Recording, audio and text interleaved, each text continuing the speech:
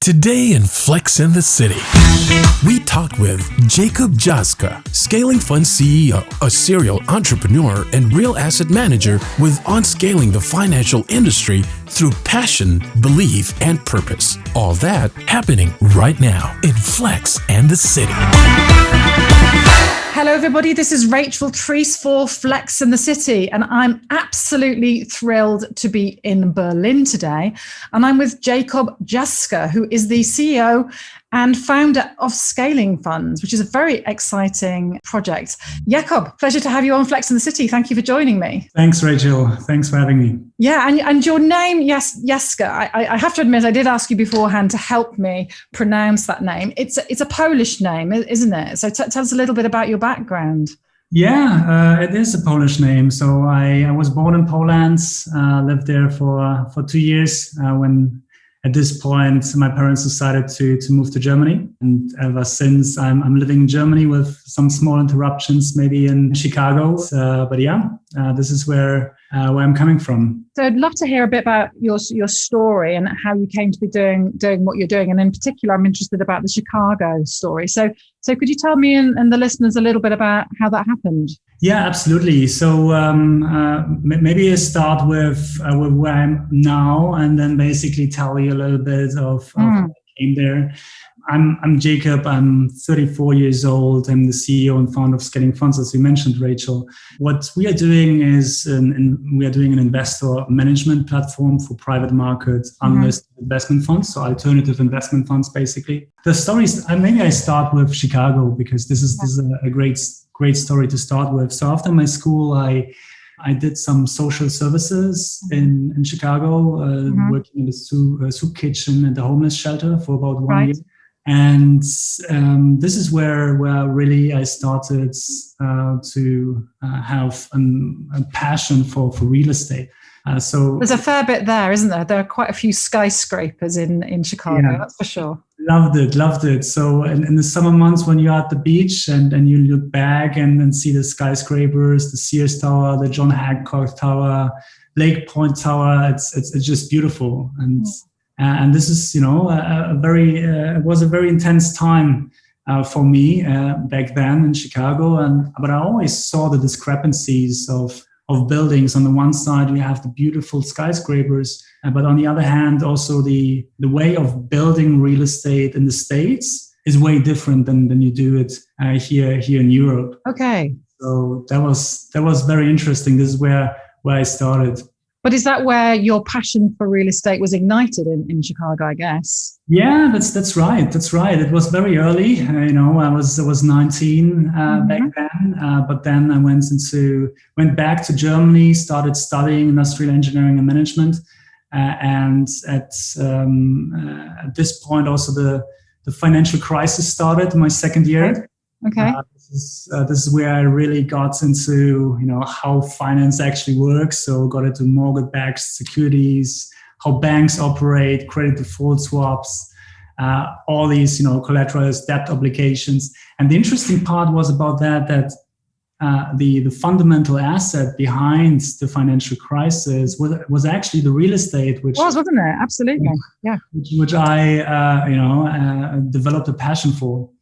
And and basically 4 years later, I started my own real estate asset management firm.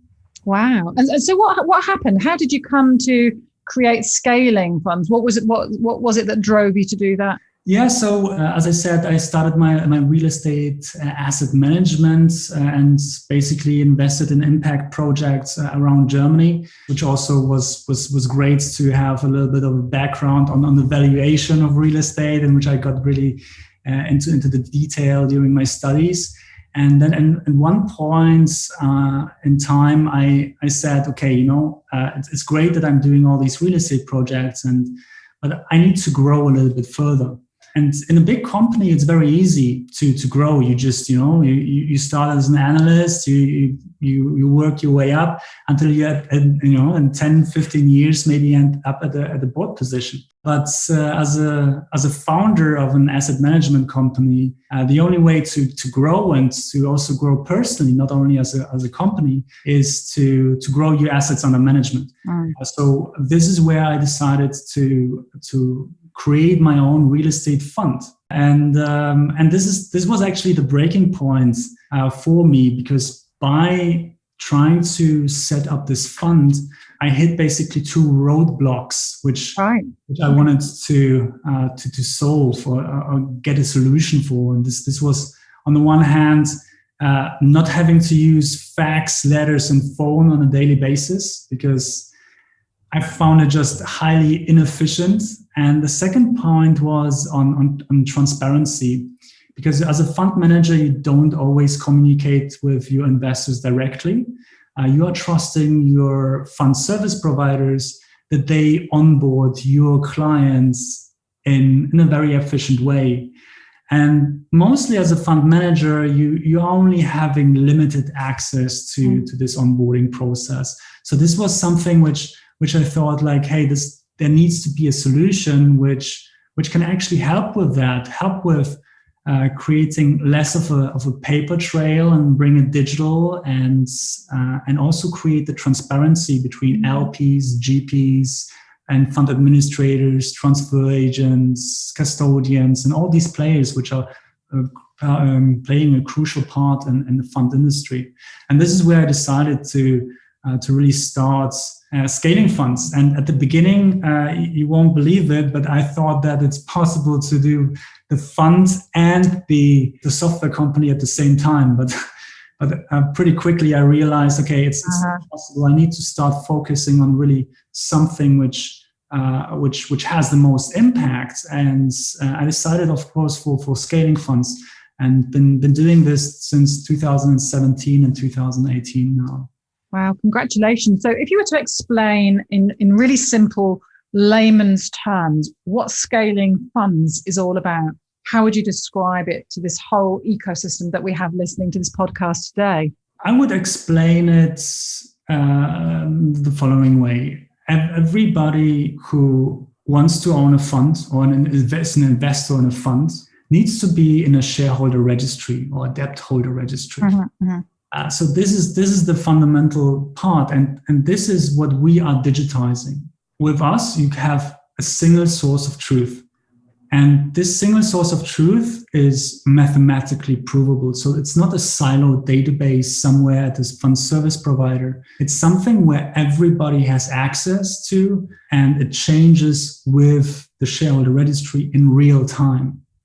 I know it's a rather complex problem, but you can imagine this also with a company, right? A GmbH in Germany or a limited company in the UK, and you have certain shareholders. And when you want to make a transaction and maybe sell your stake in the company to somebody else, there needs to be a lot of paperwork in between. So lawyers are engaged, notaries are making something, and there's the transfer agent or the company house, which needs to register the actual change in shares. And this is a very lengthy and complicated process with a lot of paper involved. But by replacing this process with one single database, which is the single source of truth, and letting the investor make the changes themselves, of course, with certain oversight functions from the transfer agent or the company house, it brings a massive efficiency to the whole system. So I hope this is something which made it a little bit clearer.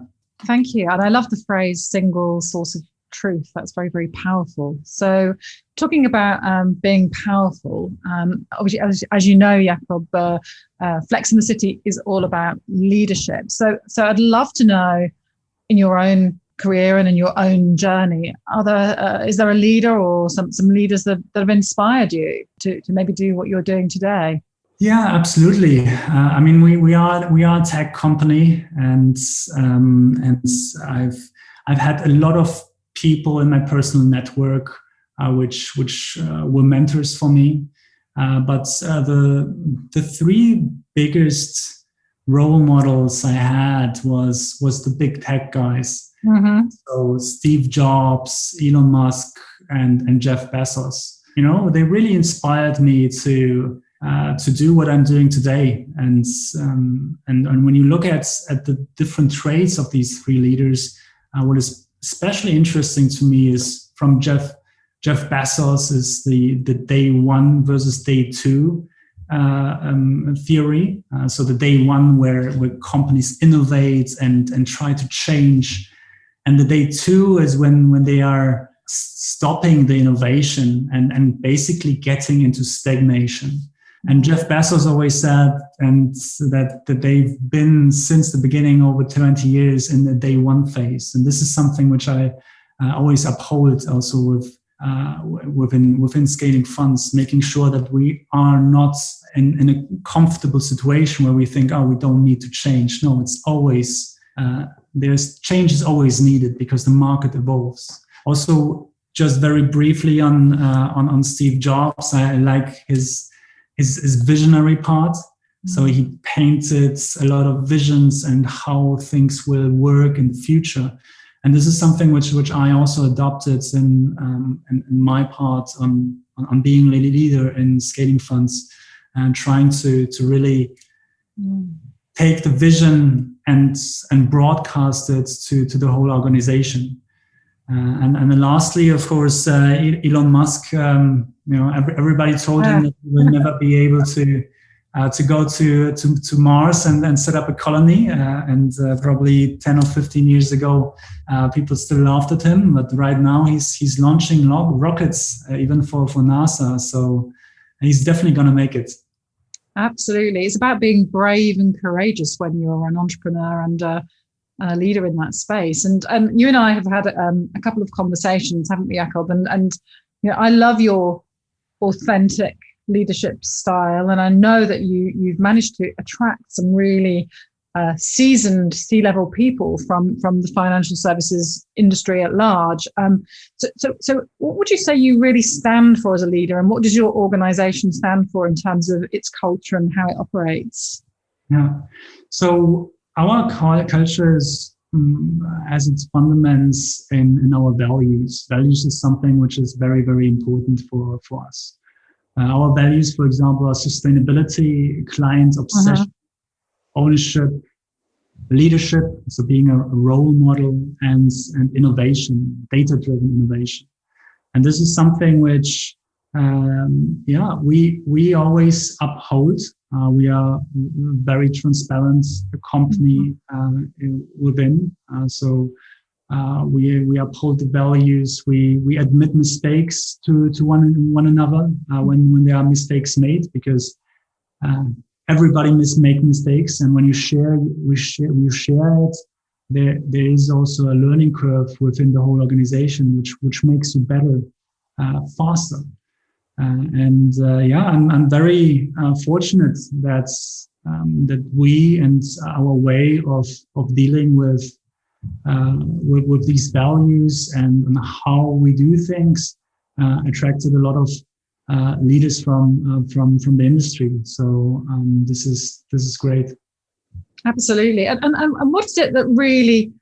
I think I can probably answer the question for you, but I'd like you to answer it for our listeners. What is it that really motivates you, and what are your core values, and what is the purpose underpinning what gets you out of bed every morning? Mm-hmm. Can you tell us a bit more about that, Jakob? Yeah, absolutely. So when I started to analyze, you remember when I started my own real estate fund and got into the hurdles of having to deal with fax, email, and phones, I really thought about the whole ecosystem and thought, wow, there is something which fundamentally needs to change. And in my opinion, finance is the engine of our global economy. And right now, our financial services are mostly running on, and to be provocative here, on Windows 95. And this is where we need to step in and innovate a little bit to pair the economy, which it is right now, with the financial services to be on par. And this is part in digitizing the whole process. And we, as scaling funds, as the name says, are focused on the alternative investment fund industry. And currently it really takes a long time to process these paper subscriptions, for example. And when you compare it with the real economy, we are able to ship a container from Asia to Europe, and from Europe, and unload it, load it, and ship it back to Asia. And sometimes it happens that our subscriptions here and our paperwork is still in progress. And this is something which is something which is part of our vision, is to making these processes more standardized and more transparent. And by doing this, we will give more power to the financial industry. Absolutely. I mean, I can hear your purpose, and I can hear it right in your stomach. This fire that's burning to make those changes. But I love your purpose. But as you know, with any ecosystem or organizations, there's always resistance. What blockages do you think you might come across as you go through this journey? Yeah. No, Rachel, we've started in 2017, 2018, and we've experienced a lot of resistance during the process. We are playing in a regulated field. And from the very beginning, we knew what would come towards us when we want to change things. And so since 2017, we've been talking to regulators, we've been talking to transfer agents, to GPs, to LPs, educating them on the one hand on the technology, because this is something which is very important. But also, hearing on their arguments on what they see potential changes need to be to our systems to make it work. So for me, it is always a collaboration approach, and you will never get through in a single path and just walk through everything with a breeze. There's always resistance, but when you really think that this is the way where the financial industry will go to, and that digitization is not only a hoax, but actually needs to happen, then this is something which eases your path. Absolutely. And were there ever any times when you thought about giving up? Because this was quite tough to break through those resistances, if you like. Yeah, I mean, giving up is always the easiest part.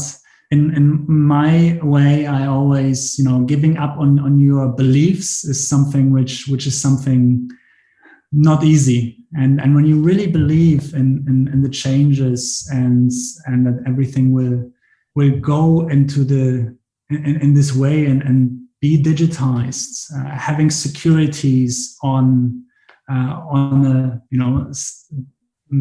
decentralized ledger, or having also, I've read this morning that the Boston Fed and the MIT are actually proposing some prototypes in Q3 on bringing money even on a shared ledger on a blockchain based system.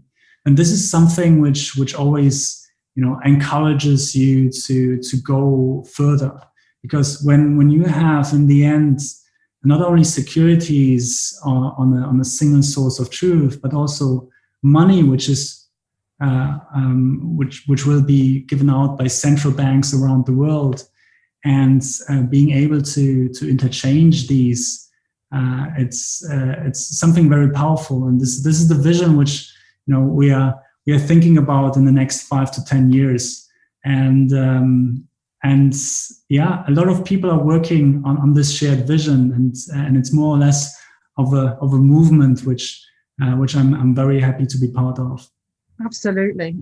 And so if there was a 20-year-old Jakob out there looking to start his or her own career in the industry today, what advice might you give them? So this is an interesting question. Huh? Yeah, a good question. So basically, I think the advice is, don't do it if you don't really believe in it, because you will experience resistance during the process, but you will overcome these only if you really believe in what you want to do. And when you have the passion, and when you want to make it work, you can make it work. So get in, fasten your seatbelts, and go.